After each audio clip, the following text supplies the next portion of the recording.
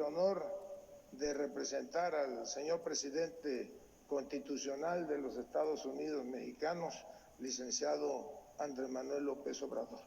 Y lo hago con orgullo, no nada más por el paisanaje, sino con orgullo por formar parte de un gobierno que fue electo democráticamente por la inmensa mayoría de los mexicanos. Y es un gobierno que se ha dedicado a iniciar una transformación a fondo de este país. Por ello,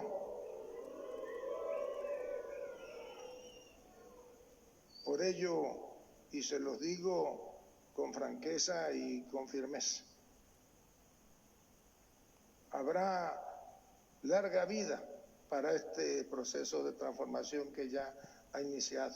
La mayoría de los mexicanos no se va a volver a equivocar. Habrá transformación por mucho tiempo.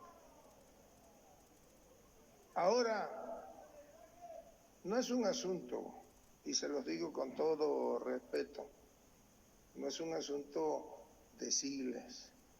El país requiere de unidad en lo fundamental, requiere de que entre todos vayamos a construir, así como al interior de esta confederación hay unidad, no en la defensa de los intereses particulares, sino en la defensa de los intereses colectivos. Tengo hoy el honor de representar al señor presidente constitucional de los Estados Unidos mexicanos, licenciado Andrés Manuel López Obrador.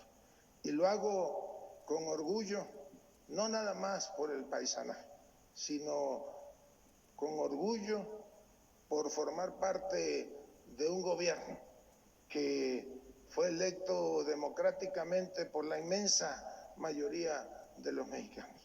Y es un gobierno que se ha dedicado a iniciar una transformación a fondo de este país. Por ello,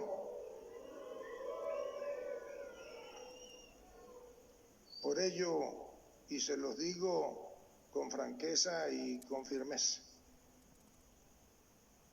habrá larga vida para este proceso de transformación que ya ha iniciado. La mayoría de los mexicanos no se va a volver a equivocar. Habrá transformación por mucho tiempo. Pero se los dijo en su cara a un grupito minúsculo que intentó ensuciar la presencia del secretario de Gobernación en este evento que tuvo verificativo en Chihuahua y donde la gobernadora Maru Campos y sus achichincles operan como una verdadera pandilla. Ahora, no es un asunto, y se los digo con todo respeto, no es un asunto de siglas. El país requiere de unidad en lo fundamental, requiere de que entre todos vayamos a construir, así como al interior de esta confederación hay unidad, no en la defensa de los intereses particulares, sino en la defensa de los intereses colectivos. Yo hoy, y se los digo con toda franqueza,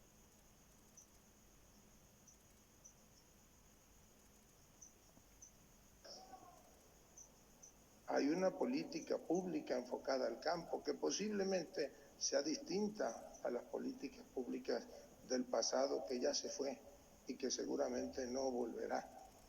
Pero es una política pública pensando en fortalecer la actividad de todos y cada uno de ustedes. Y yo hago un paréntesis aquí y aprovecho para felicitar, para agradecer la presencia de los exgobernadores del estado de Chihuahua. A nuestro amigo Patricio Martínez, muchas gracias, Patricio.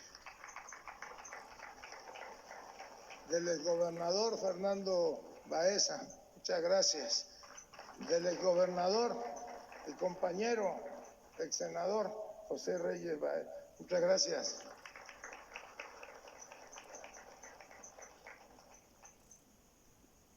Fíjense que nosotros reconocemos en los ganaderos de Chihuahua, y lo comentaba con Homero, son ganaderos de a de veras, porque han enfrentado todo tipo de adversidades.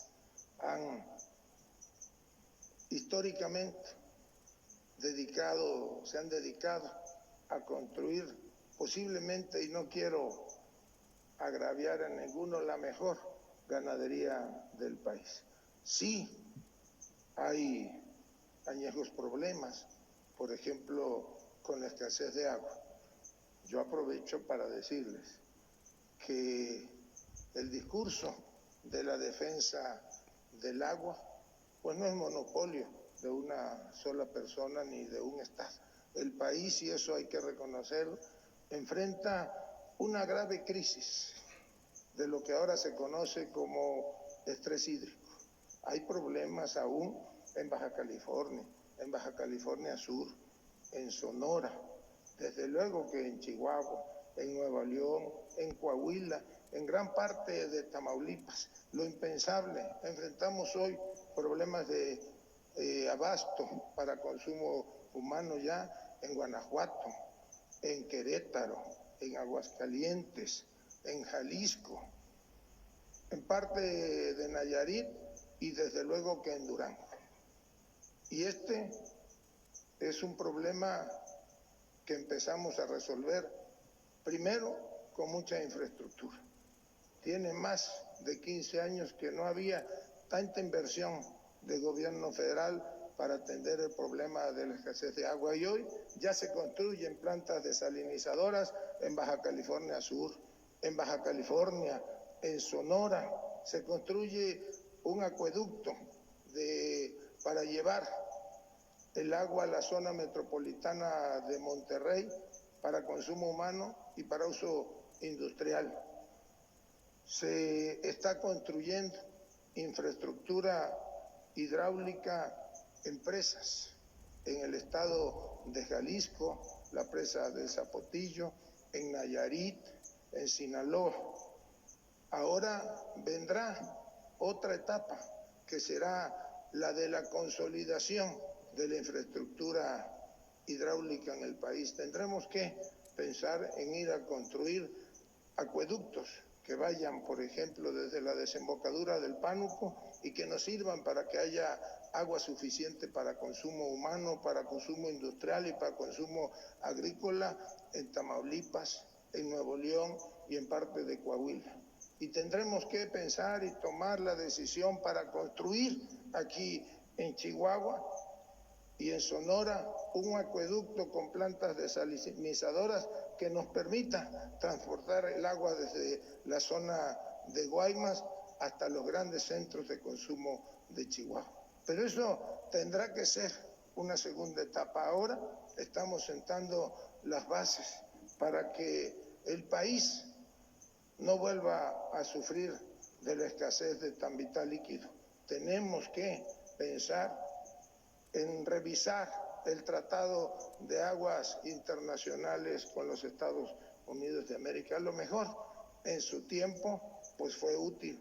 Ahora hay que pensar seriamente en cómo vamos a proteger y cómo vamos a aprovechar mejor el recurso hídrico que tiene nuestro país. Me refiero igual al tema que aquí se trató de la desaparición de la financiera rural. Fue una decisión de política pública pensada en que había que atender al productor con créditos, pero desde un esquema de la financiera de bienestar. Y felicito a la mayoría de los estados del país porque han empezado ya a constituir fideicomisos que van a permitir darle a la financiera Alfira la seguridad de que el dinero que inviertan en el campo, en el apoyo, en el crédito a los productores, va a estar garantizado.